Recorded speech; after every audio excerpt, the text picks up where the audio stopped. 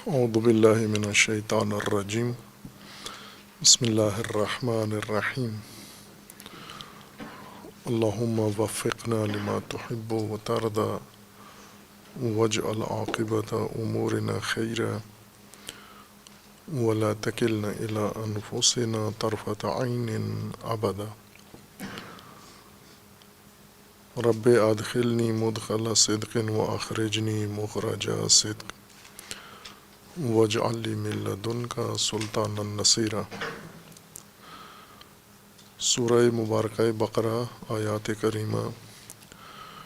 وَإِذَا لَقُوا الَّذِينَ آمَنُوا قَالُوا آمَنَّا وَإِذَا خَلَوْا إِلَىٰ شَيَاطِينِهِمْ قَالُوا إِنَّا مَعَكُمْ إِنَّمَا نَحْنُ مُسْتَهْزِئُونَ اللہ یستہزئ بہم ویمدہم فی طغیانہم یعمہون اولئک الذین اشتروا الضلالۃ بالہدی فما ربحت تجارتہم وما کانوا مہتدین۔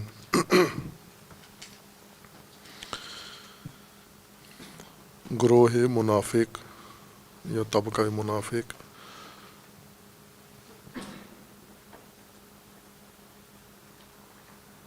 دوری شخصیتوں کے مالک جو بظاہر اپنے آپ کو مومن معاشرے کے ساتھ مربوط رکھتے ہیں لیکن حقیقت میں مومن نہیں ہوتے، اور مومنوں سے میل ملاپ کے ساتھ ساتھ شیاطین کے ساتھ بھی ان کی نشستیں ہیں، خلوتیں ہیں۔ جب مومنین کے پاس آتے ہیں ادعائی ایمان کرتے ہیں کہ ہم مومن ہیں، اور جب خلوتوں میں شیاطین کے ساتھ بیٹھتے ہیں، نشست کرتے ہیں، انہیں یہ کہتے ہیں کہ ہم آپ کے ساتھی ہیں اور مومنوں کی استہزاء کر رہے تھے۔ ان کے جواب میں اللہ تعالیٰ کا فرمانا ہے اللہ یستہزئ بہم وَیَمُدُّهُمْ فِی طُغْیَانِہِمْ یَعْمَہُونَ۔ اللہ ان کی استہزاء کرتا ہے اور انہیں طغیان میں، ان کے طغیان میں اللہ اضافہ کر دیتا ہے اور طغیان میں انہیں چھوڑ دیتا ہے سرگردان۔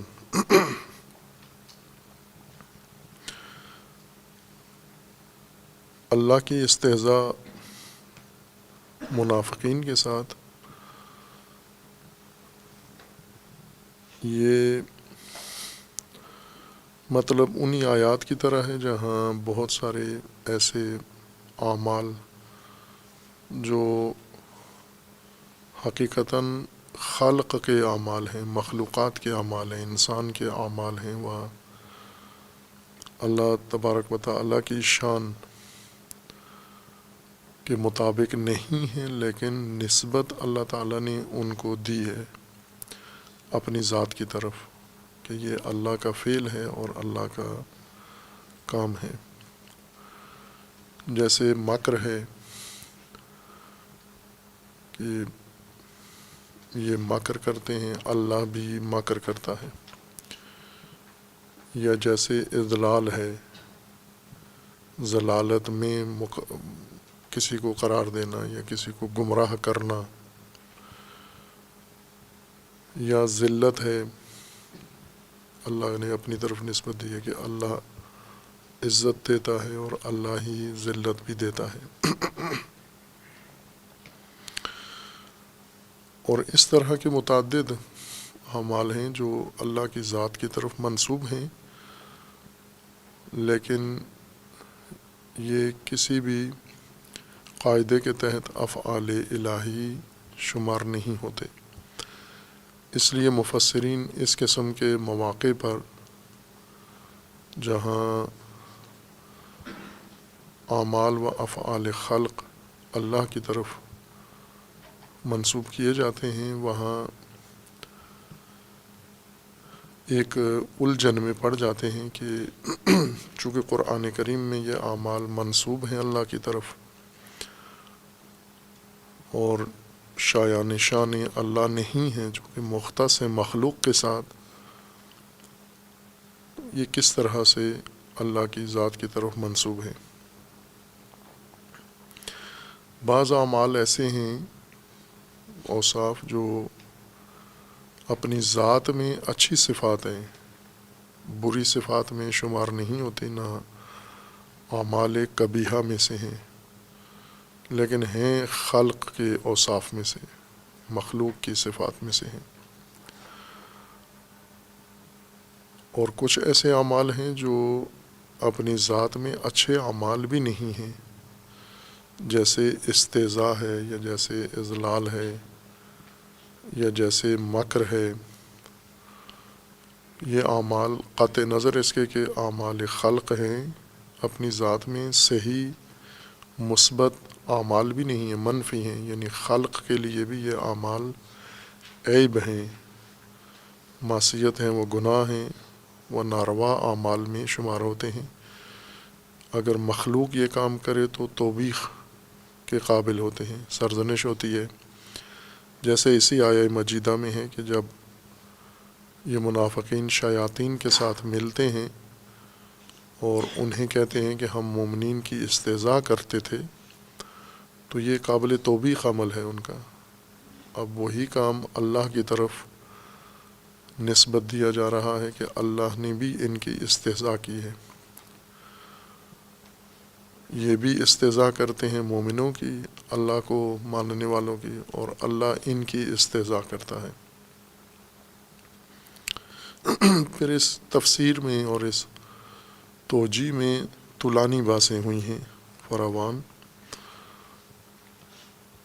جو بجائے اس کے کہ خود مطلب کو حل کریں، مزید الجھنیں اور پیچیدگیاں اس سے ایجاد ہو جاتی ہیں۔ قرآن کریم ایک جامع ہدایت کا نظام ہے، اور اللہ تعالیٰ نے اس نظام ہدایت کو نظام ہستی کے مطابق بنایا ہے۔ اگر نظام ہستی انسان کے لیے حل نہ ہو کہ اللہ نے نظام ہستی کیسے ترتیب دیا ہے، نظام ہدایت ناممکن ہے انسان کو سمجھ میں آ جائے۔ اور جب حقیقت اس نظام کی ہدایت کی انسان کو سمجھ میں نہ آئے، تو وہ ہدایت کے بجائے گمراہی کا باعث بنتا ہے۔ جو بھی اللہ تعالیٰ نے قرآن کریم میں ذکر فرمایا ہے، اگر اس کے ہٹ کر اس کے خلاف انسان سمجھے اس کو، یا حامل کرے اس کو، یا تطبیق کرے کسی ایسے معنی پر، ایسی مراد پر جو اللہ تعالیٰ کی مد نظر نہیں ہے، مراد نہیں ہے، یہ خود گمراہی ہے۔ یہ کافی ہے گمراہی کے لیے۔ ہر چند جو انسان سمجھا ہے وہ غلط بات نہیں ہے اپنی ذات میں، لیکن چونکہ اللہ تعالیٰ نے یہ نہیں فرمایا، یہ مراد نہیں تھی، مراد کچھ اور تھی اور انسان نے کچھ اور سمجھا ہے، اس وجہ سے یہ خود بجائے خود گمراہی ہے۔ جیسے قرآن کریم کا فرمانا ہے کہ جب ایک آیت نازل ہوتی ہے تو جن کے دلوں میں ایمان ہے ان کے ایمان میں اضافہ ہوتا ہے، اور جن کے دلوں میں بیماری ہے ان کی گمراہی میں اضافہ ہوتا ہے آیت قرآن سے۔ یہ گمراہیاں دو طرح کی ہیں۔ ایک گمراہی یہ ہے کہ جب کوئی آیت نازل ہوتی ہے وہ اس کا انکار کرتے ہیں اور اس کے تکذیب کرتے ہیں اور اس کے برخلاف عمل کرتے ہیں۔ اور ایک گمراہی یہ ہے کہ اس آیت کے اندر جو کچھ بیان ہو رہا ہے اسے چھوڑ کر کچھ اور سمجھ رہے ہیں اس آیت سے۔ ہر چند جو مطلب سمجھ رہے ہیں وہ غلط نہیں ہے، وہ درست بات ہے، لیکن اس آیت میں یہ مراد نہیں تھی، مراد کچھ اور ہے اللہ تعالیٰ کی، تو یہ بھی گمراہی ہی کے زمرے میں آتا ہے۔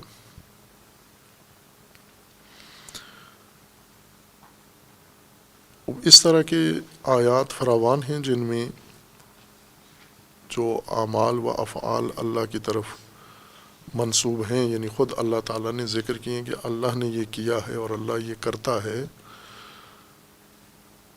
وہ اللہ تعالیٰ کے شایع نشان نہیں ہیں۔ چونکہ اللہ نے اپنی طرف منسوب کیے ہیں تو انکار نہیں کر سکتے کہ یہ فعل اللہ نہیں ہے، اللہ تعالیٰ کے افعال و اعمال میں سے نہیں ہے، یہ بھی غلط ہے۔ اور یہ کہیں کہ جو ہم سمجھ رہے ہیں یہی مراد ہے، یہ بھی غلط ہے۔ بس یہ قابل انکار نہیں ہے یہ اعمال و افعال جو اللہ نے اپنی ذات کی طرف منسوب کیے ہیں، اور یہ بھی مسلم ہے کہ جو ہم سمجھ رہے ہیں کہ جس طرح سے یہ اعمال مخلوق کی طرف منسوب ہیں جس معنی میں، اسی طرح اللہ تعالیٰ نے اپنی طرف نسبت دی ہیں، یہ بھی ناقابل قبول ہے۔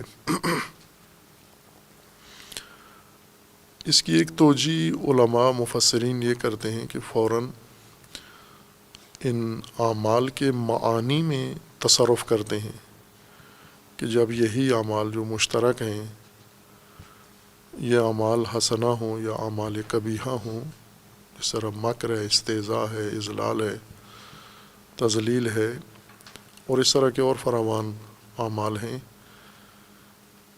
یہ جب اللہ کی طرف منسوب ہوں تو ان کا معنی کچھ اور ہوتا ہے، اور جب یہ خالق کی طرف منسوب کریں تو ان کا معنی کچھ اور ہوتا ہے۔ اس عمل کا نام تفسیر میں اس عمل کا نام تنزیہ رکھتے ہیں، یعنی خود معانی کی تنزیہ کی جائے اور ان معانی کو اس طرح سے سمجھا جائے یا بیان کیا جائے جو شان الہی کے مطابق ہوں۔ خوب جب اس کو تنزیہ کرتے ہیں تو اس میں خلل یہ پیدا ہوتا ہے کہ وہ معنی لفظ اپنے معنی سے علیحدہ ہو جاتا ہے، آیت اس معنی کی تائید نہیں کرتی جس کو تنزیہ کر کے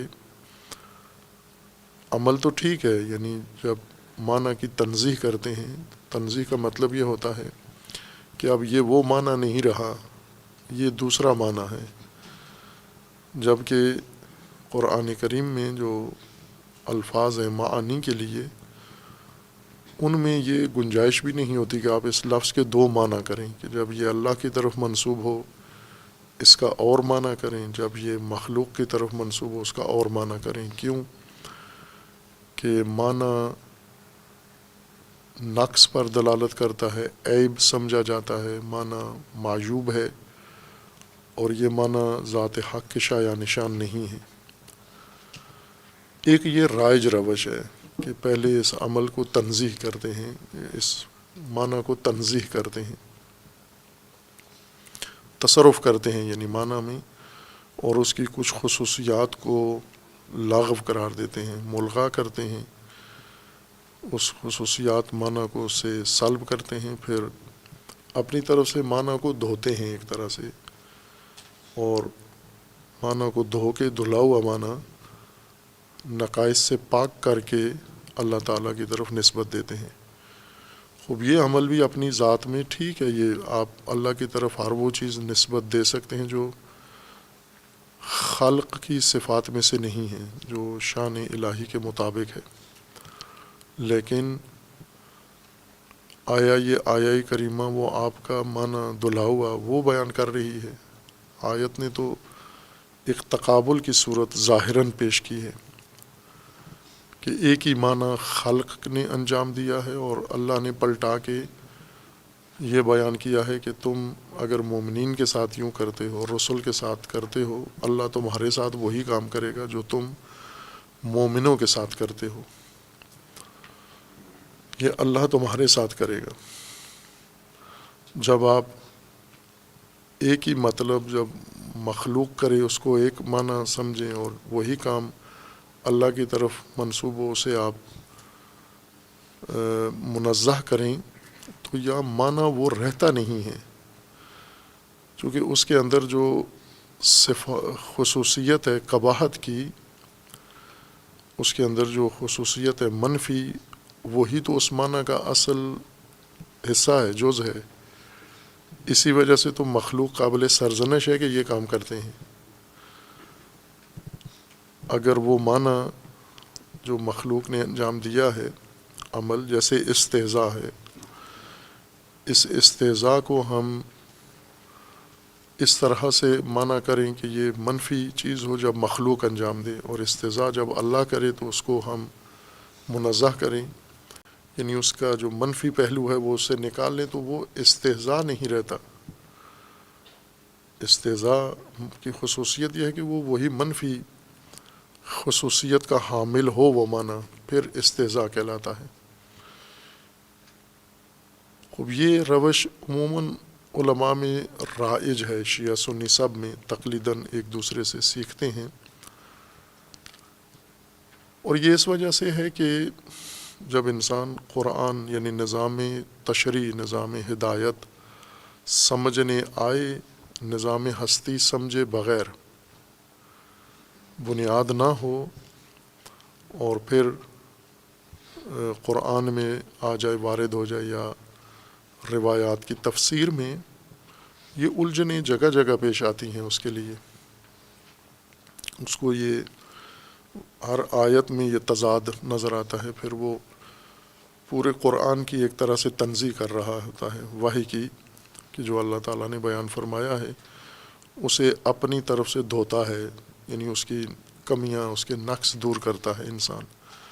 تو اس طرح یہ بات وحی نہیں رہتی، پھر یہ انسان کا اپنا کلام بن جاتا ہے، اپنی ہمدردی ہے یہ، گویا ایک اللہ کے ساتھ، قرآن کے ساتھ، کہ اس میں ایسی چیزیں اللہ تعالیٰ کی طرف منسوب نہ ہوں.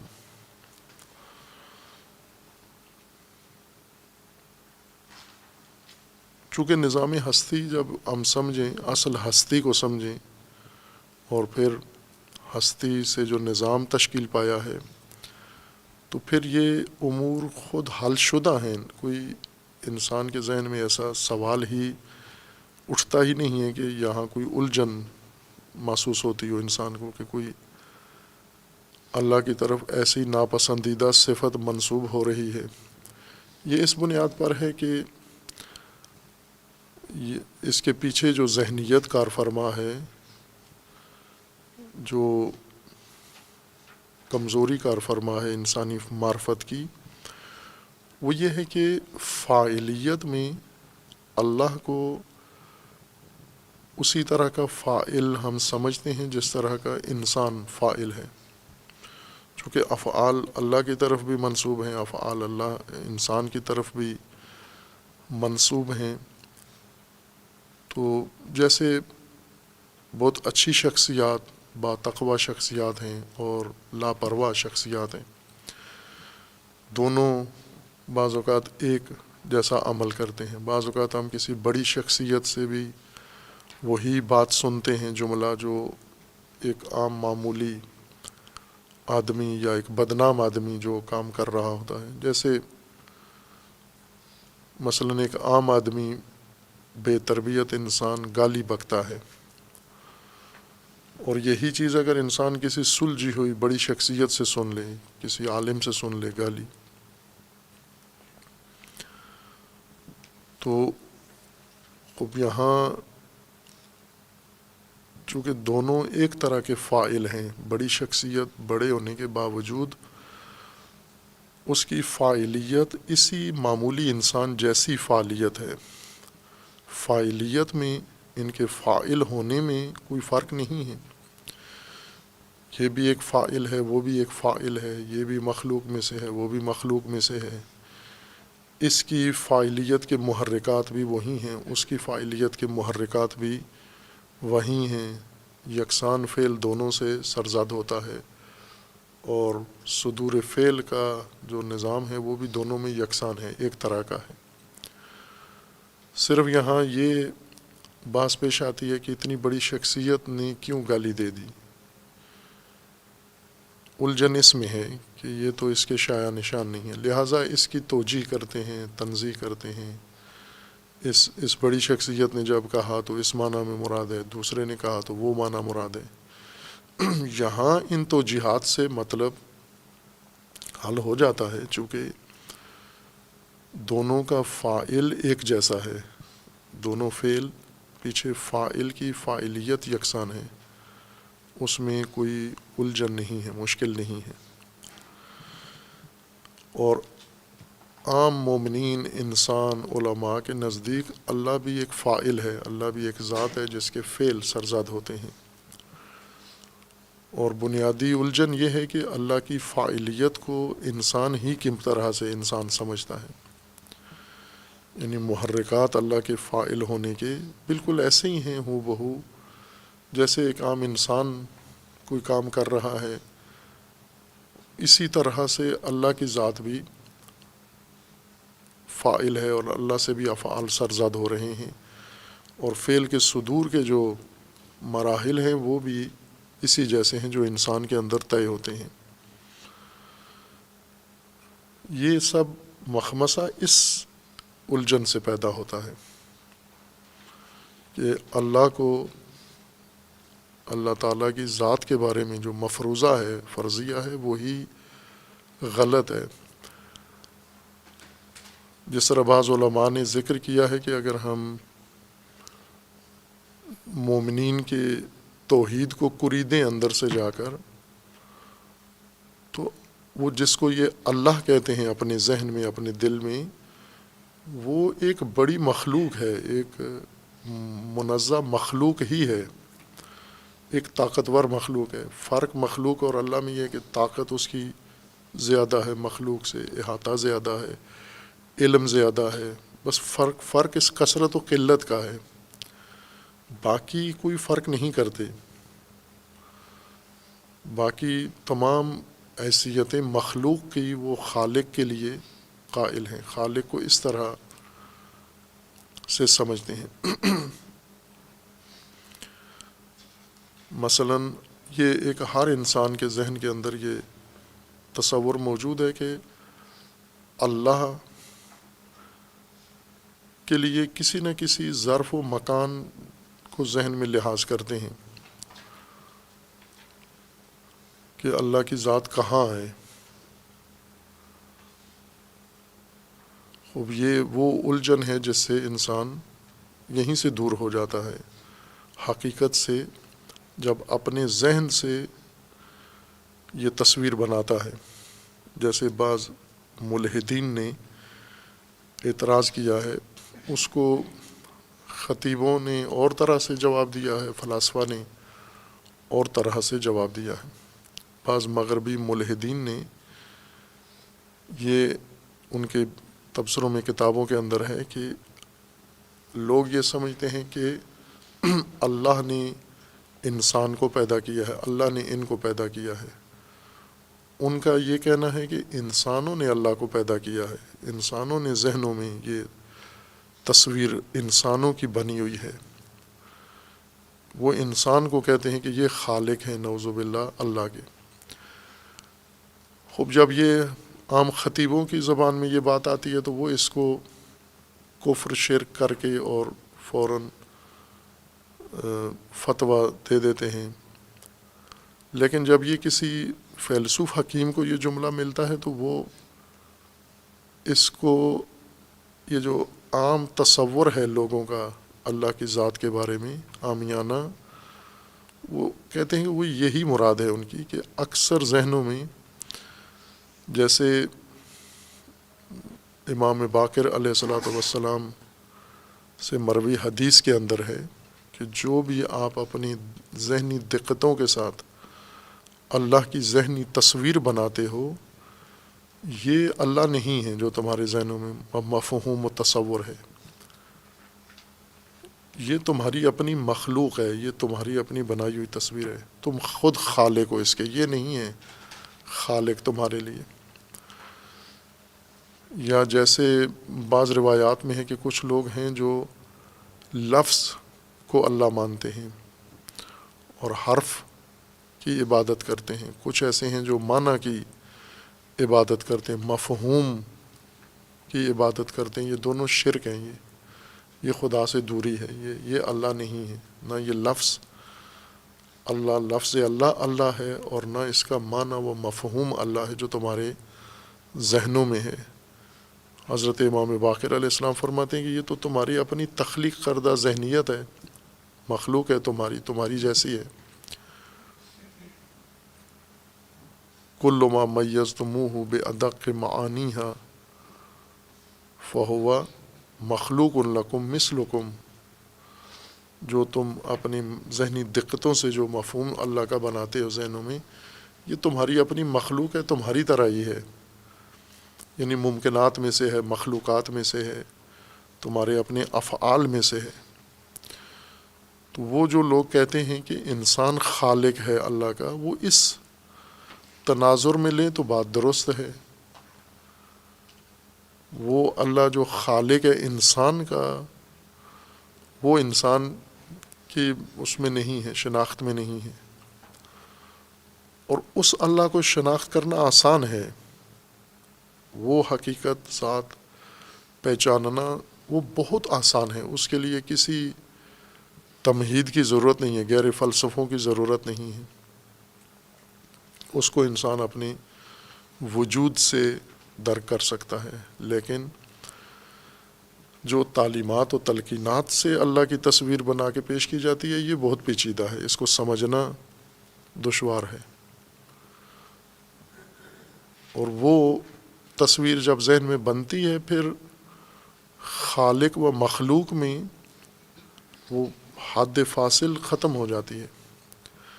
ہم مخلوق ہی کو بڑھا چڑھا کر اور مخلوق کو منزہ کر کے خالق کا درجہ دے دیتے ہیں۔ نہایتاً اس کو تحقیق کرے تو وہ مخلوق ہی کی طرف لوٹتی ہے وہ تصویر ہماری، اور جب اس سے پھر ہدایت آتی ہے انسان کی طرف، اور اس ہدایت میں اس کی ذات، اس کے صفات، اس کے افعال، اس کے اعمال ذکر ہوتے ہیں، تو وہاں قدم قدم پہ انسان کو یہ الجھن محسوس ہوتی ہے۔ جیسا ایک پہلے مطلب بیان کیا تھا کہ عام ذہنوں میں یہ ہے، عالم غیر عالم کی تفریق کے بغیر، کہ اللہ تعالیٰ کی ربوبیت ایسے ہی ہے جیسے ہم حکومتی دفتری نظام دیکھتے ہیں کہ انفرادی طور پر ہر آدمی دفاتر میں اپنی عرضیاں لے کر پہنچتا ہے، اور اس کے انفرادی کام ہوتے ہیں، اور دفاتر میں اس کی فائلیں ہیں، اور انفرادی طور پر یہ سارا کام انجام دیا جاتا ہے۔ فرد فرد مراجعہ کرتا ہے، مثلا گھر کا ہر فرد ہے وہ جاتا ہے اس ادارے میں اور اپنے کاغذات بناتا ہے، دستاویزات بناتا ہے، یعنی فرد فرد کے لیے الگ الگ عمل انجام پایا جاتا ہے۔ ہم بھی اللہ کی بارگاہ میں اس طرح حاضر ہوتے ہیں فرد فرد، پھر اس فرد کے لیے اللہ کا ارادہ بنتا ہے، اس فرد کے لیے اللہ کا ارادہ بنتا ہے، اس فرد کے لیے اللہ نے فیصلہ کرنا ہے، اس فرد کے لیے اللہ نے فیصلہ کرنا ہے۔ یہ اسی بنیاد پر ہے کہ ہم نے خود اللہ کی ذات کو مخلوق سے جدا نہیں کیا۔ یہیں سے گمراہی شروع ہو جاتی ہے، مخفی گمراہی، یا وہ جس کو قرآن کریم کی سورہ یوسف میں فرمایا گیا ہے کہ وَمَا يُؤْمِنُ أَكْثَرُهُمْ بِاللَّهِ إِلَّا وَهُمْ مُشْرِكُونَ، اکثر مومنین ایمان کے ایمان شرک آلود ہیں، شرک ہے ان کے اندر۔ خوب یہ شرک یہیں سے گھس جاتا ہے اندر کہ جب تصویر آپ بناتے ہیں ذہن کے اندر، تو وہی مخلوق کی تصویر بناتے ہیں جسے خالق کہتے ہیں آپ۔ منتہا یہ جس کو خالق کہتے ہیں یہ منزہ مخلوق ہے، یہ بڑی مخلوق ہے، طاقتور مخلوق ہے، لیکن صفات ساری مخلوق والی ہی ہیں اس کے اندر۔ یعنی دوسرے لفظوں میں اللہ اور خلق میں یہ فرق ہے کہ خلق کمزور اور ضعیف مخلوق کو کہتے ہیں، اللہ ایک طاقتور اور قوت و غضاف کا فرق ہے، باقی کسی چیز کا فرق نہیں ہے۔ اور یہیں سے بنیاد خراب ہو جاتی ہے۔ اللہ کی ذات اصل ہستی اللہ کی ذات ہے، اصل ہستی۔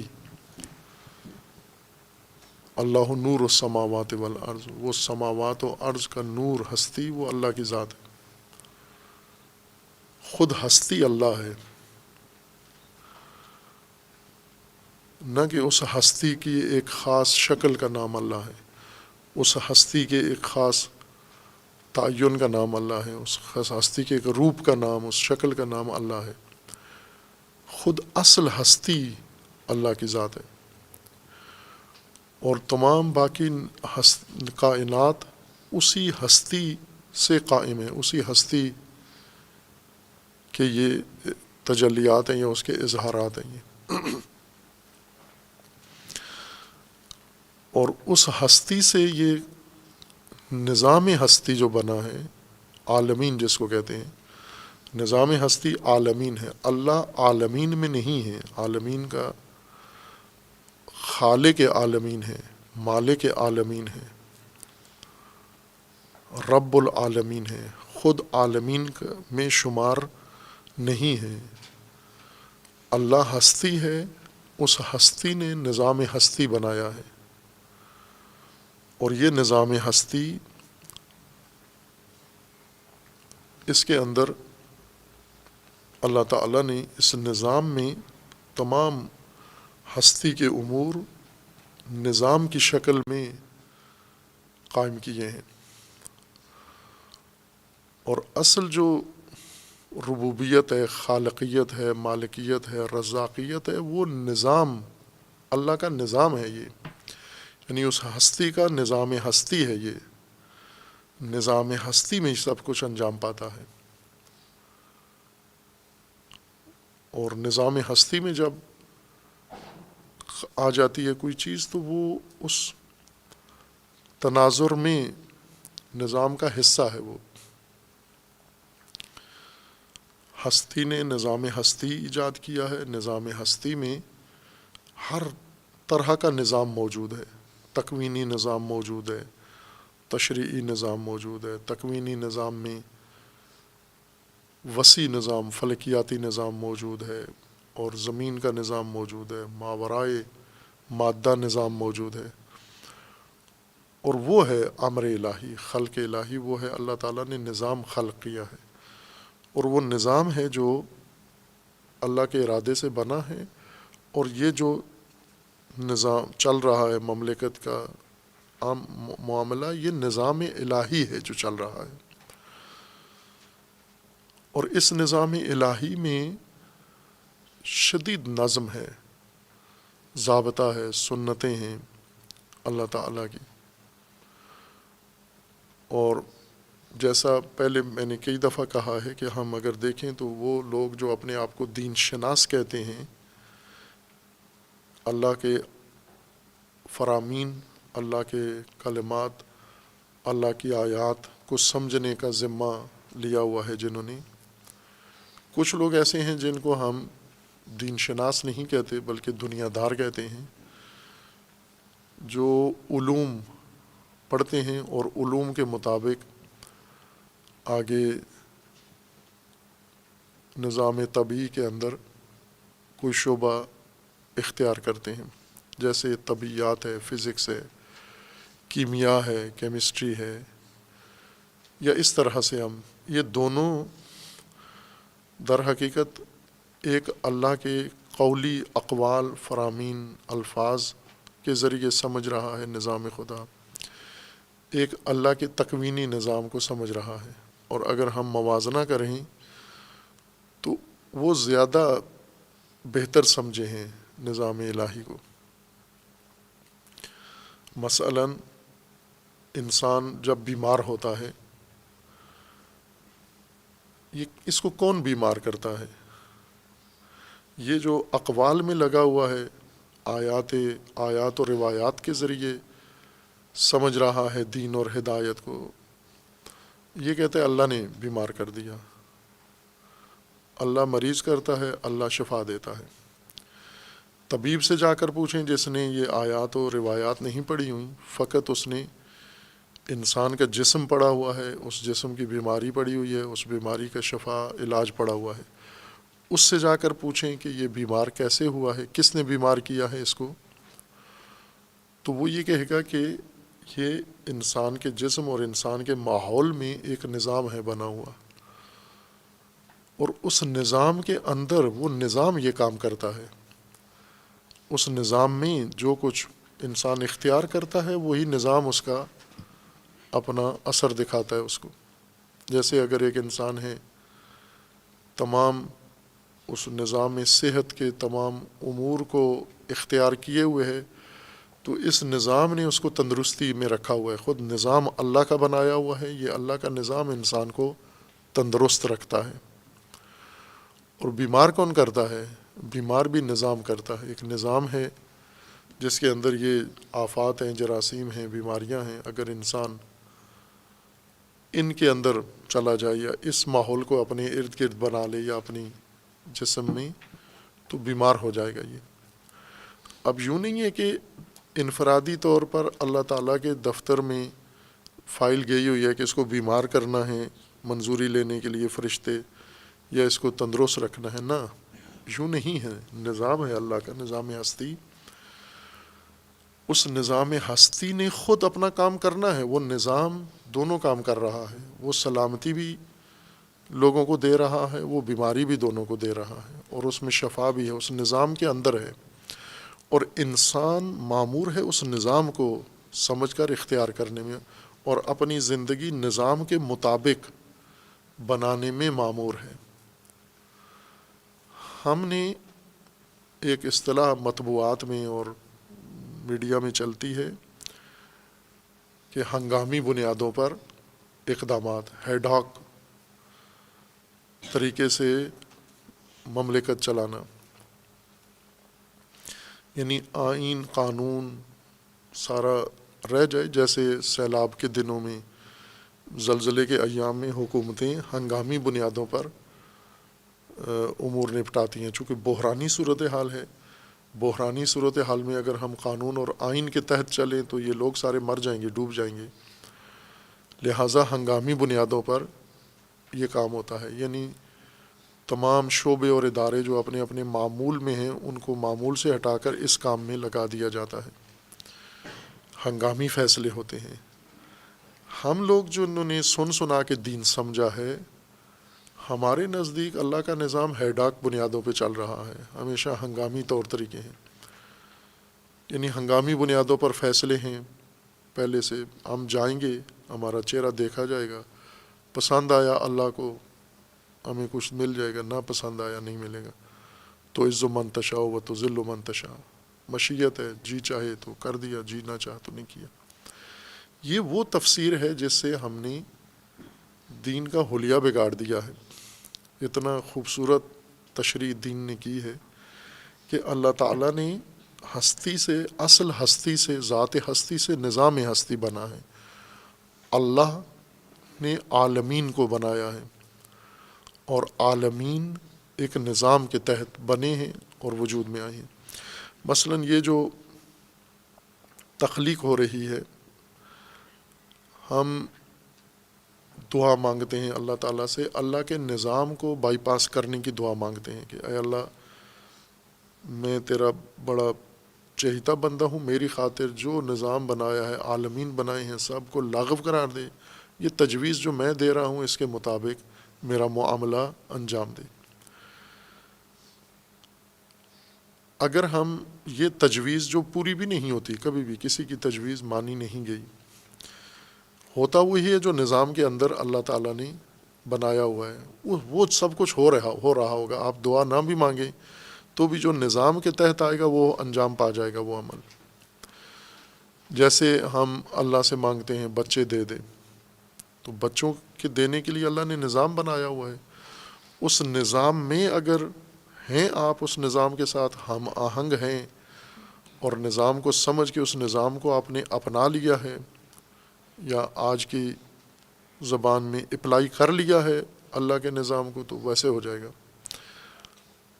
آپ ایک کمپیوٹر کو سامنے رکھیں, کمپیوٹر میں اندر ایک نظام بنا ہوا ہے, سسٹم نظام ہی کو کہتے ہیں, سسٹم ہے. اس سسٹم کے اندر ہر چیز طے شدہ ہے, جو طے شدہ ہے وہی آپ کر سکتے ہیں, وہاں آپ ہٹ کر کچھ بھی نہیں کر سکتے.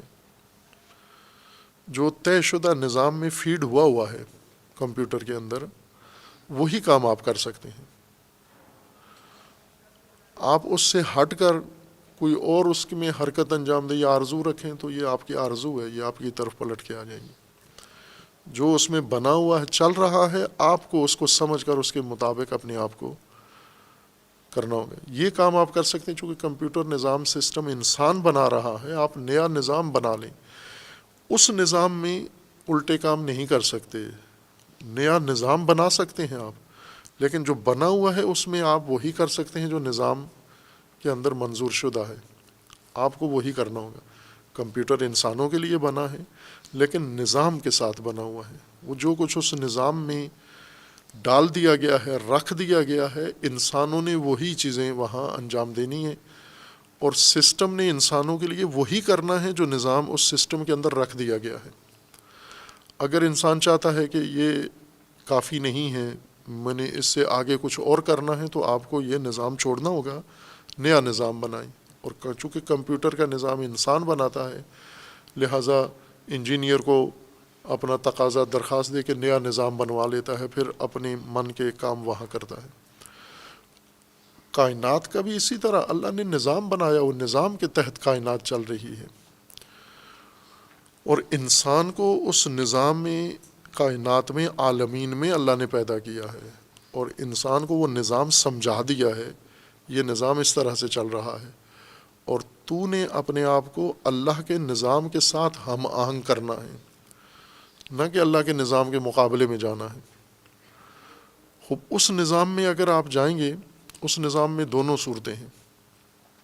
آپ جو چاہتے ہیں مثبت اہداف، مقاصد، وہ بھی اسی نظام کے ذریعے آپ کو ملیں گے۔ جو کچھ آپ کے ساتھ نامطلوب، ناپسندیدہ جو کچھ ہو رہا ہے، وہ بھی اسی نظام کی وجہ سے ہو رہا ہے، اور اس وجہ سے ہو رہا ہے چونکہ آپ نے پورا نظام سمجھا نہیں کہ آپ کو کیا کرنا چاہیے تھا، اور اس نظام کے اندر ہی عمل اور عمل کا رد عمل بھی ہے، عکس العمل بھی ہے، اسی نظام کا حصہ ہے یہ سب کچھ، کہ آپ یہ کام کریں گے اس کا رد عمل بھی ہوگا، آپ یہ کام کریں گے اس کا ایک نتیجہ بھی ہوگا، حتماً آپ جو بھی کریں گے اس کا ایک اثر بھی آپ کو دیکھنا پڑے گا۔ نہ یہ کہ آپ، اللہ نے جو نظام بنا دیا ہے، یعنی اسباب کو نتائج کے ساتھ اللہ تعالیٰ نے مرتبط کر دیا ہے، جوڑ دیا ہے، گرہ لگا دی ہے، اس طرح سے کہ ان دونوں کو کوئی جدا نہیں کر سکتا۔ یہ سبب ہے، یہ اس کا نتیجہ ہے، اور انسانوں کو اس نظام میں، اسباب و نتائج کے نظام میں رکھ دیا ہے، اور سمجھا دیا ہے کہ یہ اسباب ہیں اور ان کے یہ نتائج ہیں۔ ان اسباب اور ان نتائج میں ہر سبب کا ایک نتیجہ ہے۔ انسان کو یہ طاقت نہیں دی گئی کہ سبب اور نتیجے کے درمیان جو ربط ہے، گرہ ہے، تعلق، وہ کھول دے انسان۔ اس بدگمانی میں ہم مبتلا ہیں کہ اللہ نے اسباب کے جو نتائج رکھے ہیں، نتائج کے لیے جو اسباب مقرر کیے ہیں، انسان ان کو کھول کے الٹ گرہ باندھ سکتا ہے، یعنی اس نتیجے کو کھول کے اس سبب سے نہیں، کسی دوسرے سبب سے جوڑ دے، اور اس سبب کو کسی اور نتیجے کے لیے جوڑ دے۔ جیسے ہم دیکھتے ہیں مویشی بندھے ہوتے ہیں قلعے کے ساتھ، اس قلعے سے مویشی کھول کے دوسرے قلعے سے باندھ دیں، یہ تو آپ کرتے رہتے ہیں، اور یہی جو چوپایوں کا کام ہے کہ اس قلعے سے مویشی کھول کے دوسرے قلعے سے باندھ دیا، آپ یہ سمجھتے ہیں کہ عالم دین بن کر اللہ کے نظام میں بھی یہ اختیار آپ کو دے دیا گیا ہے، فقہا کو دے دیا گیا ہے، یا علماء کو دے دیا گیا ہے، یا خطیبوں کو دے دیا گیا ہے کہ آپ یہ سبب کھول کے اس نتیجے کے ساتھ، وہ نتیجہ کھول کے اس سبب کے ساتھ، یہ اختیار کسی کو بھی نہیں ہے، اور یہ کام خود اللہ نے بھی نہیں کرنا، کہ نتائج اور اسباب میں کوئی تبدل نہیں ہے، لا تبدیل لخلق اللہ لسنت اللہ، اس میں کوئی تغیر بھی نہیں ہے، اس میں کوئی تبدل بھی نہیں ہے، جو مقرر ہو گیا ہے وہی رہے گا۔ آپ کا باری ہے، آپ ایک انسانی نسل کے طور پر ہیں، وہی نظام آپ کا ہے، آپ کے آباء و اجداد تھے، وہی نظام ان کا ہے، آپ کے اولاد آئیں گی، یہ نسل آگے بڑھے گی نظام کے تحت، اس کے اندر جو کچھ ہوگا وہ سارا اس نظام کے تحت ہوگا۔ جب اس نظام کے تحت ہوگا تو انسان جو کچھ کرے گا اس کا ایک نتیجہ حتماً اس کے سامنے موجود ہوگا. وہ نتیجہ انسان کو بتایا گیا ہے. بعض صورتوں میں انسان متوجہ نہیں ہے کہ میں جو کر رہا ہوں نتیجہ کیا ہوگا. جیسے عام لوگوں نے، یہ تو کوئی وحی کی آیت کا ترجمہ نہیں ہے، یہ ایک عامیانہ محاورہ ہے، یعنی لوگوں کا مشاہدہ ہے اور لوگوں کا تجربہ ہے کہ جو کسی دوسرے کے لیے کنواں کھودتا ہے اس میں خود گرتا ہے. یہ ایک عامیانہ محاورہ ہے، عام لوگوں نے، دیہاتی ان پڑھ لوگوں نے بنایا ہوا ہے یہ محاورہ. کسی آسمانی کتاب میں یہ آیت نہیں اتری اور کسی روایت میں نہیں ہے اور کسی فیلسوف نے بھی یہ قانون نہیں بنایا. یہ عام لوگوں کا زندگی کا مشاہدہ ہے کہ انہوں نے دیکھا ہے جو کسی کے لیے کنواں کھودتا ہے اس میں خود گرتا ہے. خوب یہ کیوں ایسے ہوتا ہے؟ کنواں تو انسان دوسرے کے لیے کھودتا ہے، خود کیوں گرتا ہے؟ یہ ہے وجہ کہ یہ ایک نظام ہے اللہ کا بنایا ہوا کہ آپ جو کرو گے اس کا نتیجہ بھی بھگتو گے. آپ جو کچھ کرنا ہے، آپ نے جو راستہ آپ نے اختیار کرنا ہے وہی آپ کو نتیجہ ملے گا. جو آپ نے قدم اٹھانا ہے اس کا نتیجہ آپ کو ملنا ہے. ایک طے شدہ نتیجہ ہے. اختیار آپ کا ہے کہ آپ نے اس سبب کو اختیار کرنا ہے، اس انداز کی زندگی اختیار کرنی ہے، اس نہج پر، طرز پر چلنا ہے. اگر چلو گے نتیجہ وہی ہوگا جو طے شدہ اس کے اندر موجود ہے. یہ ناممکن ہے کہ آپ سبب کو ہی اختیار کریں اور نتیجہ کوئی اور توقع رکھیں، دعاؤں کے ذریعے، تعویذوں کے ذریعے، منتوں کے ذریعے اور عبادتوں کے ذریعے نتیجے بدل دیں. یہ ناممکن ہے. یہ آپ کو اس نظام کو اپنانا ہے. یہ اطاعت ہے، یہ اطاعت اللہ ہے. الہ جو نظام کا مالک ہے اس نے نظام بنایا ہے، اس نظام کے مطابق زندگی گزارنا یہ اطاعت ہے. اس کو سمجھنا اور اس کے مطابق زندگی گزارنا اطاعت ہے. یہ خوب اس تفسیر کی روشنی میں اگر ہم نظام ہستی کا یہ معنی کریں کہ تمام کائنات اور بشمول انسان کے سب کچھ نظام کے تحت ہو رہا ہے، علیحدہ سے انفرادی طور پر کسی کی کوئی فائل علیحدہ نہیں ہے، کسی کے پاس نہیں ہے. اور نبی بھی اللہ کا نظام توڑنے نہیں آئے کہ ہم آ گئے ہیں تو اب وہ نظام جو تھا وہ دوسروں کے لیے تھا، ہم اپنی مرضی کے کام کریں گے. نہ، یہ نظام سمجھانے آئے ہیں، اس نظام کا پابند بنانے آئے ہیں، اس نظام کی تفہیم کے لیے آئے ہیں. یہی ہدایت ہے کہ جو اللہ نے نظام بنا دیا ہے اس نظام کو آپ نے اپنانا ہے اور اس کے مطابق آپ نے اپنے آپ کو ہم آہنگ بنانا ہے اس نظام کے ساتھ. خوب اس نظام کے اندر یہ تمام اعمال اب روشن ہو جاتے ہیں کہ منافقانہ زندگی انسان گزارے، دھوکہ کی زندگی، وہ زندگی جو سب کا تجربہ ہے. یعنی منافقت ایسا کام نہیں ہے کہ کوئی انسان یہ کہے کہ میں نے نہیں کیا یہ زندگی میں، یہ کام کیا ہوا ہے، سب نے کیا ہوا ہے. یہ دوغلا پن کیا ہے، ظاہر کچھ تھے ہم، کیا کچھ اور ہے، ظاہر کچھ اور کیا ہے. اور کافی عرصے تک ہم نے یہ دھوکہ جاری رکھا اور ہماری وجہ سے لوگ دھوکے میں رہے. لیکن کب تک رہے دھوکے میں؟ مثلاً آپ یہ سابقہ وزیر اعظم پاکستان کا دیکھیں، یہ آیا، لایا گیا، اس کو لوگوں کو دھوکہ دیا گیا. دھوکہ دینے کے لیے سب نے، پوری مشینری ایکٹیو ہوئی اور انہوں نے مل کر لوگوں کو دیانت دار، امانت دار، فلاں فلاں. کب تک یہ دھوکہ دے سکتے ہیں لوگوں کو؟ ایک وقت تک تو دھوکہ، بے شعوروں کو دھوکے میں رکھو گے اور یہ عمل کرتے رہو گے، لیکن کہاں تک؟ یہ تو اللہ کا نظام ہے کہ ایک دن یہ نظام خدا نے یہ کام کرنا ہے. جیسا میں نے عرض کیا کہ جتنا بھی ہم غور کریں تو ہمیں وہ دوسرے جو جن کو ہم مادہ پرست کہتے ہیں اور بے دین، وہ زیادہ بہتر نظام الہی کی تشریح کرتے ہیں، سمجھتے ہیں اور اس کی خلاف ورزی نہیں کرتے. مثلا آپ نے کسی سائنسدان کو اللہ کے نظام کو توڑتے ہوئے کوشش بھی نہیں کرتا وہ توڑنے کی. وہ بالکل دقیق جس طرح بنا ہوا ہے نظام اسی طرح کام کرتا ہے. لیکن جس نے آیات اور روایات سے دین سمجھتا ہے یہ ہر قدم پہ 10 دفعہ توڑتا ہے اللہ کا قانون. وہ جس قانون کو کشف کر چکا ہے اسے نہیں توڑتا. اسے اگر پتہ چل گیا ہے کہ یہ چیز بیماری کی علامت ہے تو وہ اس پہ پابند ہو جاتا ہے, پکا ہو جاتا ہے. وہ جب ایک چیز کشف کر لیتا ہے کہ طبیعیات میں یہ قانون ہے, فزکس میں یہ قانون ہے, کیمسٹری کا یہ قانون ہے, ترکیب اجسام کا یہ قانون ہے, اجسام کے بنانے کا یہ قانون ہے, توڑنے کا یہ قانون ہے, تو وہ پھر اس کو پکا باندھ لیتا ہے.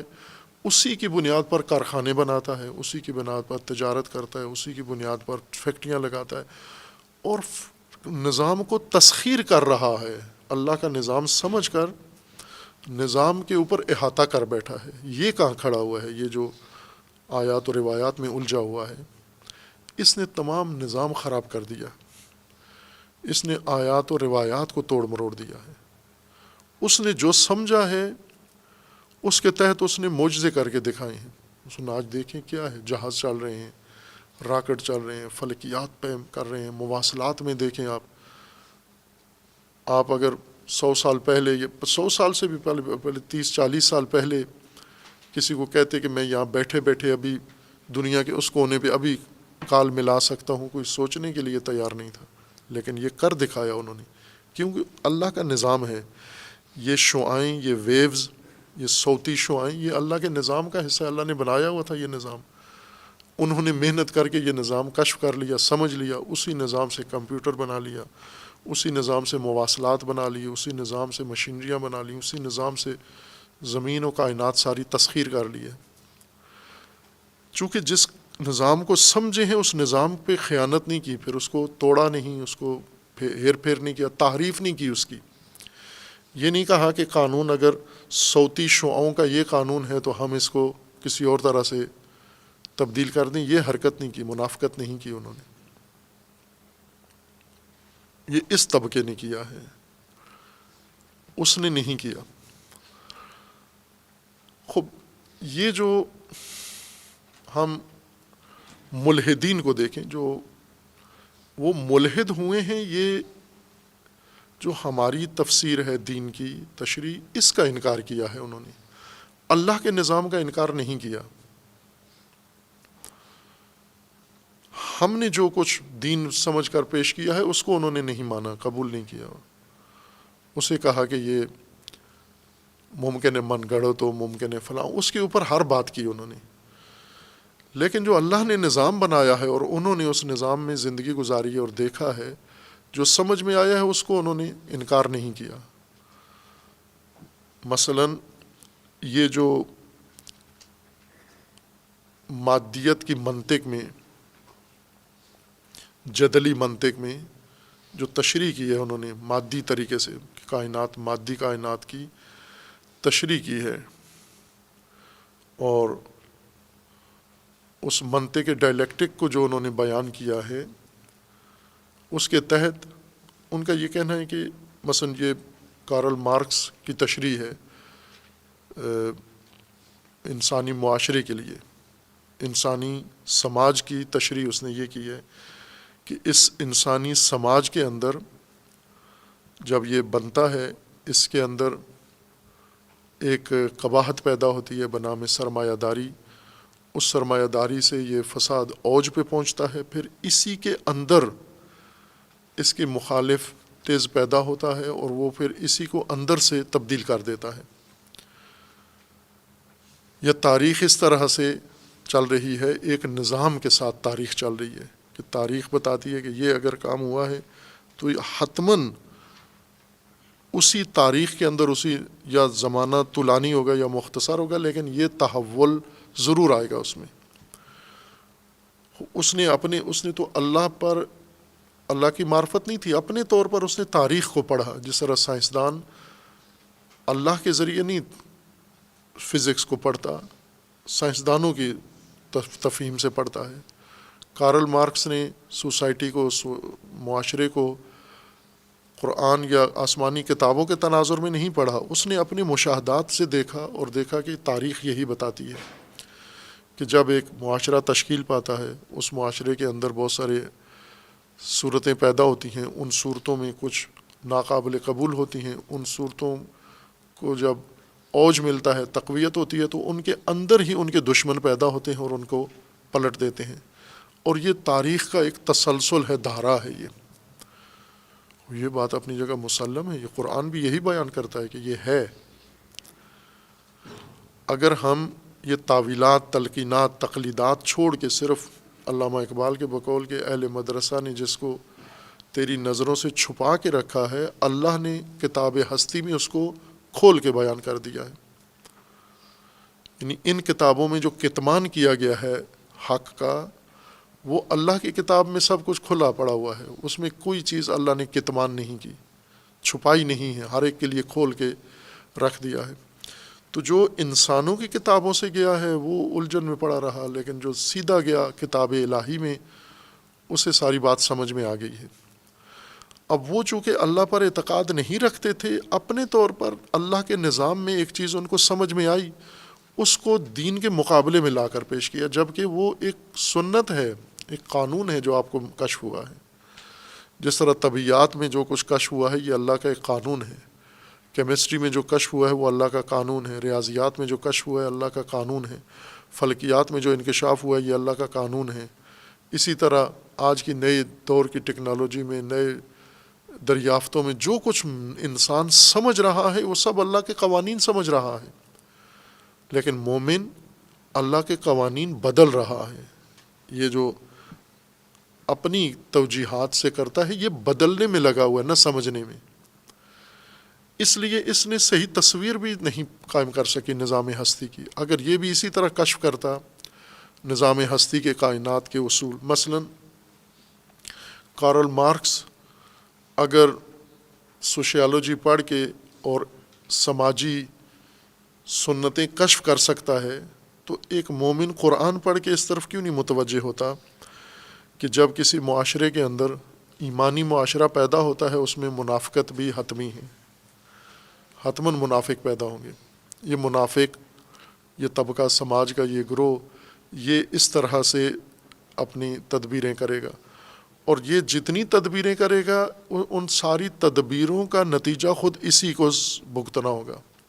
یہ قانون ہے اللہ کا معاشرتی نظام کے لیے، اللہ انسانی نظام کے لیے، جس طرح طبعی نظام کے لیے قانون ہے، اس میں بھی قانون ہے اللہ تعالیٰ کا کہ جو یہ قدم اٹھائے گا، مثلا جو بھی استہزاء کرے گا استہزاء ہوگا، من استہزاء استہزئ، من ظلم ظلم، جیسی کرو گے ویسی بھرو گے۔ یہ تو ایک یونیورسل نظام ہے اور اللہ کا بنایا ہوا نظام ہے۔ جو کرو گے وہ بھگتو گے، آپ جو کاشت کرو گے وہ کاٹو گے، حتماً کاٹو گے۔ یہ محاورے قرآن سے نہیں لیے گئے، یہ لوگوں کے مشاہدے ہیں کہ جو کرو گے وہ بھرو گے، جو کاشت کرو گے وہ کاٹو گے۔ یہ نظام ہے اللہ تعالیٰ کا۔ اس نظام کے تحت اگر ایک شخص ہے جس نے ذلت کاشت کی ہے، ذلت کے اسباب سارے اختیار کیے ہیں، آخر میں ذلیل ہوا ہے، تو یوں تو نہیں کہ اللہ نے انتقاماً بدلے میں اس کو ذلیل کر دیا ہے، یعنی جو قباحت یہ کر رہا تھا وہی اللہ کو بھی طرف نسبت دے دی۔ ان آیات کے اندر یوں کرتے ہیں مفسرین کہ انسان کو اور اللہ کو آمنے سامنے کھڑا کر دیتے ہیں۔ جیسے انسان آپس میں کبھی کبھی انسان کہتا ہے میں یوں کروں گا، دوسرا کہتا ہے تو ایسا کر کے دیکھ میں تیرے ساتھ ایسا کر دوں گا۔ تو یہ اللہ اور انسان کی جنگ ہمیں قرآن میں دکھاتے ہیں مفسرین کہ اللہ نے کہا ہے کہ اگر تم یہ کرو گے میں یوں کر دوں گا، اور پھر انہوں نے ایسے کیا، اللہ نے ایسا کر دیا، چونکہ اللہ کا زور زیادہ تھا۔ یعنی اللہ کو ہمیشہ مخلوق سے ٹکراتا ہوا، مخلوق سے لڑتا ہوا، مخلوق کے مد مقابل اللہ کو رکھا ہوا ہے۔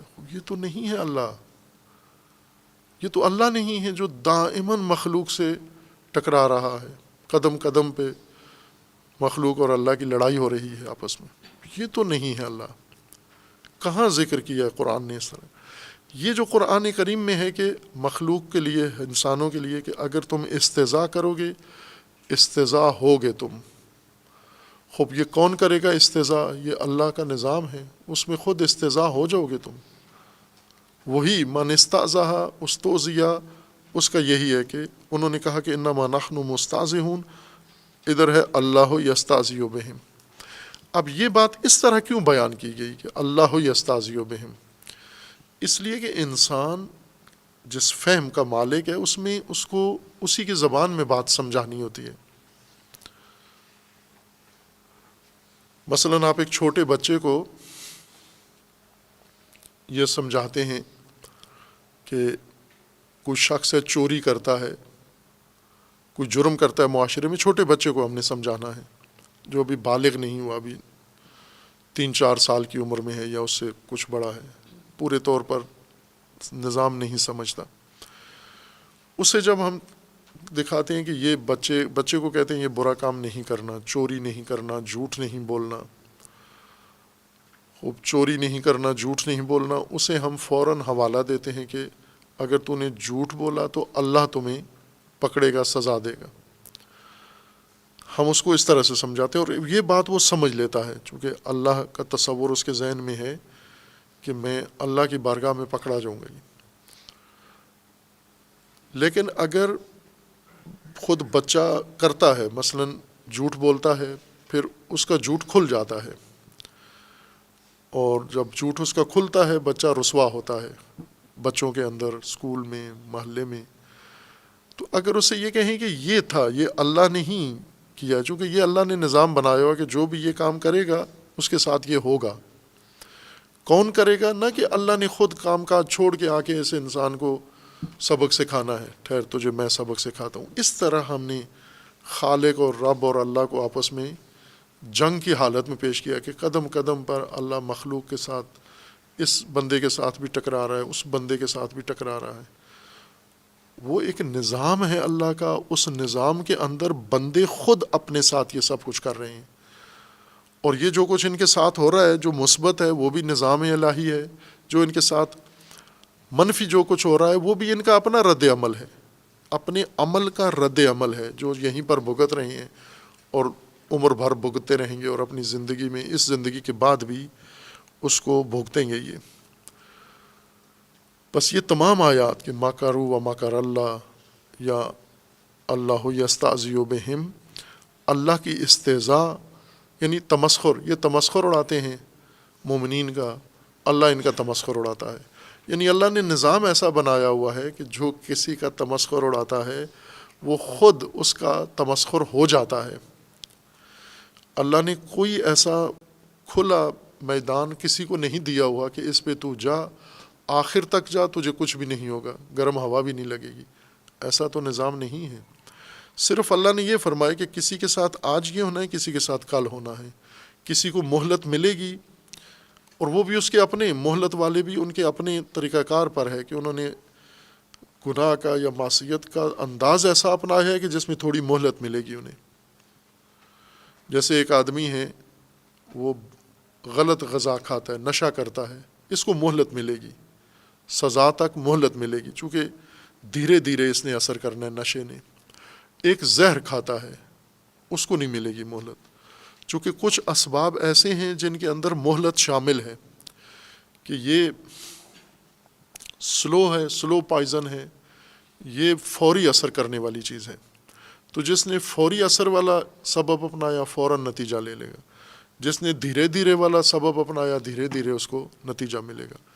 یعنی یہ بھی انفرادی فیصلے نہیں ہیں بلکہ نظام الہی میں یہ طے شدہ ہے، قضاء و قدر یہی ہے، تقدیر اسی کو کہتے ہیں اللہ تعالیٰ کی طرف سے۔ یہی مقدرات انسان ہیں کہ اللہ نے اسباب اور نتائج بنا دیے ہیں، ان کو آپس میں جوڑ دیا ہے، انسانوں کو شعور دے کر، تعلیم دے کر، آگاہی دے کر اس نظام کے اندر ایجاد کیا ہے کہ تم اس نظام کو سمجھ کر اس نظام کے اندر زندگی گزارو، لہٰذا جو تم اختیار کرو گے وہی تمہارا آخر میں انجام ہوگا۔ نہ کہ اللہ تعالیٰ نے اس طرح جیسے ہم نے تفسیر کر کے رکھا ہوا ہے کہ فرد فرد کے ساتھ الجھا ہوا ہے اللہ، ہر آدمی کے ساتھ، ہر آدمی کے ساتھ، ہر آدمی کے ساتھ اللہ کا کوئی نہ کوئی معاملہ، کوئی نہ کوئی انبن بنی ہوئی ہے۔ یہ تو اللہ نہیں ہے بھائی، یہ تو رب نہیں ہے جس کو آپ نے اس طرح سے الجھا دیا ہے، فرد کے ساتھ ان بن ہو گئی ہے اللہ تعالیٰ کی۔ کل کائنات میں اللہ راضی کس سے ہے؟ انبیاء سے، بس باقی سب سے ناراض۔ یہ تو اللہ نہیں ہے۔ اللہ ہستی ہے، اور اللہ ہستی جو ہے، اصل ہستی اس کا نظام ہستی ہے، اور جو کچھ ہو رہا ہے وہ نظام ہستی ہے، سارا چل رہا ہے۔ اس ہستی کا مالک وہ ہے پیچھے، اور اس ہستی میں اللہ تعالیٰ نے اس مخلوق کے لیے سب کچھ فراہم کیا ہوا ہے۔ انہیں آگاہی بھی دے دی ہے، انہیں ہدایت بھی دے دی ہے، انہیں راستے مقرر بھی کر دیے، انہیں راستے سمجھا بھی دیے، دکھا بھی دیے ہیں، اور پھر انہیں آزاد چھوڑ دیا ہے کہ اس فہم و فراست و شعور کے ساتھ اور اس ہدایت و تعلیم و تربیت کے ساتھ اب جو راستہ اپنانا ہے ہوگا تمہارے ساتھ وہی۔ سماجی رویے اسی طرح ہیں، انفرادی رویے اسی طرح ہیں۔ آپ خود انفرادی طور پر منافق بنو گے، منافقت آپ کی شخصیت بن جائے گی، اور جو منافقوں کے ساتھ ہوتا ہے وہی آپ کے ساتھ ہوگا۔ مشرک بنو گے، جو مشرک کے ساتھ ہوتا ہے وہ، یعنی نظام جو کرتا ہے، نظام میں جو طے ہے، جیسے آپ کمپیوٹر سسٹم میں جاتے ہو، اس کے اندر کوئی چیز آپ ڈالتے ہو وہ وہی ہوگا اس میں جو اس کے سسٹم کے اندر رکھا ہوا ہے۔ آپ یہ نہیں کہہ سکتے کہ میں کمپیوٹر کو کہتا کچھ اور ہوں کرتا کچھ اور ہے۔ کمپیوٹر نے آپ کی نہیں ماننی، اس نے اپنے سسٹم کی ماننی ہے۔ اس نے آپ کو اس کے سسٹم کو اپنانا ہوگا، وہ نہیں آپ کے تابع، آپ کو سسٹم کے تابع ہونا ہے، نہ کہ سسٹم آپ کے تابع ہو۔ اللہ نے اللہ کے نظام کے تابع آپ کو ہونا ہے۔ آپ نے اللہ کا نظام کو اپنے اتباع میں نہیں لینا، اس نے نہیں اتباع کرنی آپ کی۔ اللہ کا نظام بنایا ہوا ہے، اور اللہ کے نظام کے تحت مملکت کا نظام جاری و ساری ہے۔ تمام کائنات تکوینی و تشریعی، سماجی ہو یا تکوینی نظام ہو، ایک اصول ضابطے کے تحت چل رہا ہے۔ اگر ہم یہ بنیاد دین کی ٹھیک کر لیں، جس طرح امیر المومنین فتح اول الدین معرفت ہو، پہلا دین تمام دین، بعضوں نے یہ اول الدین معرفت ہو اس کی تشریح یہ کی ہے کہ یعنی اس کا کمال دین، اعلیٰ ترین دین یہی ہے کہ اللہ کی معرفت ہو، کامل ترین دین یہی ہے۔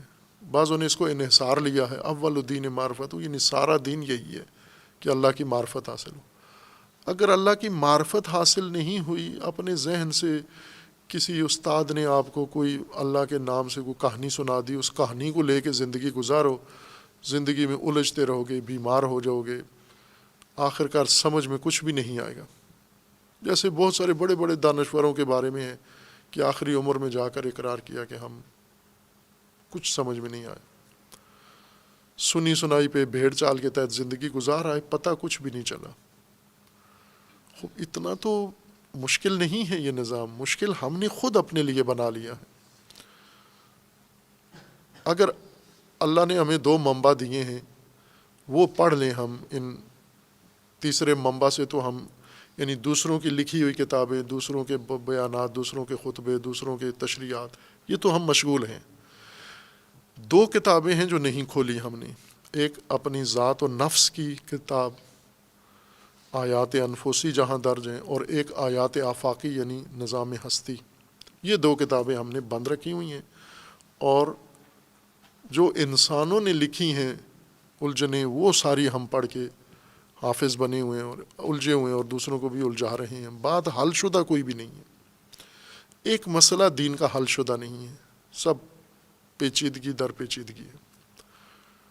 بقول شیخ سعدی کے راہ عقل جز پیچ در پیچ نیست، نزد عارفان جز خدا ہیچ نیست، توان گفتن این را با حقیقت شناس، ولی خورده گیرند اہل قیاس، کہ پس این دی و دد کیستن، بنی آدم و کیا ہے جن و بنی آدم کیستن، ہمیں ہرچہ ہستن ز او کمترن، ز نام او نام ہستی برند۔ بات تو حل ہے شیخ سعدی کے نزدیک، بات تو ٹھیک ہے، لیکن اہل قیاس کو بتائی نہیں جا سکتی یہ بات، خوردے میں گیرند، خوردے گیرند اہل قیاس۔ نافہم پریشان ہو جاتے ہیں۔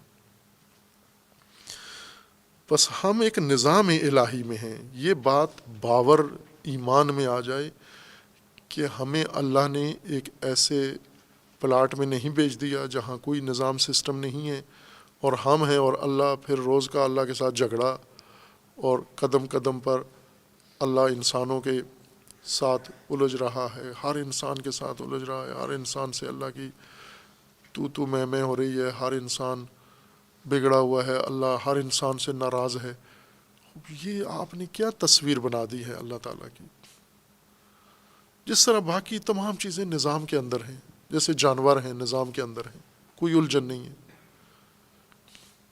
نظام کے اندر آ رہے ہیں، نظام کے اندر جا رہے ہیں، جو کر رہے ہیں وہ بھی نظام ہے، جو ان کے ساتھ ہو رہا ہے وہ بھی نظام ہے، ہوائیں ہیں، بارشیں ہیں، پانی ہیں، سب کچھ نظام کے تحت ہو رہا ہے، جو ان کے ساتھ ہو رہا ہے وہ بھی نظام ہے، جو وہ کر رہے ہیں وہ بھی نظام ہے۔ تو واقعی تو سب نظام اپنی جگہ پر چل رہا ہے، یہ انسانوں نے آ کر بیچ میں کھپ ڈال دی ہے۔ نظام سمجھے نہیں، نہ یافتن حقیقت راہ فسانے زدن، اصل حقیقت نہیں سمجھے، فسانے بنانا، افسانے بنانا شروع کر دیے، پھر کتنے افسانے بنائے، کیا سے کیا بنا دیا۔ بات تو بڑی سادہ سی تھی کہ ہم ایک نظام کے اندر ہیں، اس نظام کے اندر جو سماجی طبقاتی طور پر جو کرو گے وہی ہوگا آپ کے ساتھ۔ کون کر رہا ہے؟ نظام۔ نظام کس نے بنایا؟ اللہ کا۔ اب یہ کسی بچے کو، نابالغ کو جب سمجھائیں تو وہ نظام تو نہیں سمجھ رہا، لہٰذا اس کو کہہ دیا گیا کہ اللہ یستہزئ بہم، اللہ نے ان کی استہزاء کرنی ہے، یعنی تاکہ تسلی ہو جائے مومنوں کو۔ یہ دراصل ایک مومنوں کی تسلی کے لیے ہے۔ مومنوں کو اللہ پر ایمان تھا، ابھی اللہ کے نزدیک نہیں ہوئے مومن، لیکن انہیں اتنا یقین ہو گیا کہ اللہ کی ذات ہے اور یہ رسول اللہ کی طرف سے ہے، اور وہ اللہ جو کچھ کہتا ہے کرتا ہے، یہ انہیں پتہ تھا۔ اس لیے انہیں یہ کہا گیا کہ اللہ ان کے ساتھ استہزاء کرتا ہے تاکہ یہ مومن مطمئن ہو جائیں۔ یہ ان کی ذہنی حالت یہ ہے کہ ان کی خاطر یہ کہنا پڑا، ورنہ حقیقت یہ کہ نہ بھی کہتے تو بھی ان کے ساتھ استہزاء ہونا ہے، منافقوں کے ساتھ۔ اگر یہ آیت نہ بھی ہوتی تو بھی منافق نے رسوا ہونا ہے معاشرے کے اندر۔ کب تک منافقت چلے گی؟ آپ اپنے زمانے میں دیکھیں کتنے لوگ آئے، انہوں نے ایک جھوٹا چہرہ بنایا، کچھ عرصہ تک لوگوں کو دھوکہ دیا، بالآخر رسوا ہو گئے، ذلیل ہو کے اس دنیا سے گئے، دنیا میں ذلیل ہو کے گئے۔ کتنے نمونے آپ کی آنکھوں کے سامنے ہیں جو دیکھے نہیں ہیں، اور عبرت نہیں لی کہ میں بھی ایسا ہی ہوں، میں بھی کتنی عرصہ منافق رہوں گا۔ خوب انسان اپنے اوپر کرے نا سب سے پہلے، کتنی عرصہ منافق رہوں گا، اس طرح رہوں گا، ایک دن تو رسوا ہو جانا ہے، ایک دن تو میرے ساتھ استہزاء ہو جانا ہے، میں جو استہزاء کر رہا ہوں ایک دن میرے ساتھ ہو جانا ہے سارا، اور جس دن میرے ساتھ استہزاء ہوگا وہ بہت برا ہوگا، چونکہ میرا استہزاء تو اثر نہیں کر رہا، لوگ اپنا کام کر رہے ہیں، مومنین کوئی ہمارے استہزاء سے متاثر نہیں ہو رہے، لیکن جس دن ہمارے ساتھ سسٹم استہزاء کرے گا، رسوا کرے گا، خفیف کرے گا، حقیر کرے گا، ہماری تحقیر کرے گا، اس دن بہت برا ہوگا، ہمیں کوئی بچانے والا نہیں ہوگا۔ یہ انسانوں کی عبرت کے لیے اور ہدایت کے لیے اللہ نے یہ زبان اختیار کی ہے، چونکہ ہمیشہ وہ لوگ جو یقین والے نہیں ہوتے، زیادہ معرفت نہیں ہوتی، پختہ نہیں ہوتے، انہیں ہمیشہ حوالہ دیا جاتا ہے سربراہ کا کہ یہ ان کی طرف سے ہے یہ حکم، وہ مطمئن ہو جاتے ہیں، بے شک نہ بھی ہو ان کا، انہیں کہا جاتا ہے یہ فلاں نے کہا ہے۔ مثلا اگر کسی فوجی کو کہے کہ یہ فوج کے چیف نے یہ حکم دیا ہے، وہ بالکل مطمئن ہو کے لگ جاتا ہے اس کام پر۔ اگر وہ کہیں گے انہوں نے یہ کہا ہے یہ سب آپ کو ملے گا، مطمئن ہو جاتا ہے، اگر انہوں نے کہا ہے تو مل جائے گا۔ لیکن حقیقت میں کہنا یہ چاہ رہے ہیں کہ یہ نظام خود آپ کو سنبھالے گا اگر آپ نے نظام اپنایا، اگر نظام کو ٹھکرایا آپ نے، نظام آپ کو ایسی سزا دے گا، وہ سزا اس نظام کے اندر موجود ہے، وہ خود وہی جیسے طب نظام طبی سزا دیتا ہے انسان کو، جیل میں نہیں ڈالتا ہے۔ یہی جو بیمار ہوتا ہے، سرطان ہو جاتا ہے، کڑتا ہے، لا علاج بیماریاں، یہ سزا ہے، یہ نظام طب کی سزا ہے انسان کو۔ اسی طرح اللہ کا باقی نظام بھی ہے، اور آخرت میں بھی ایسا ہی ہونا ہے ہمارے ساتھ۔ خود اس نظام نے ہمارے ساتھ یہ کرنا ہے جس نظام میں ہم زندگی گزار رہے ہیں، اور جس کو نظر انداز کر کے زندگی گزار رہے ہیں، اسی نے ہمارے ساتھ یہ کام کرنا ہے۔ باقی بات میں صلی اللہ علیہ محمد۔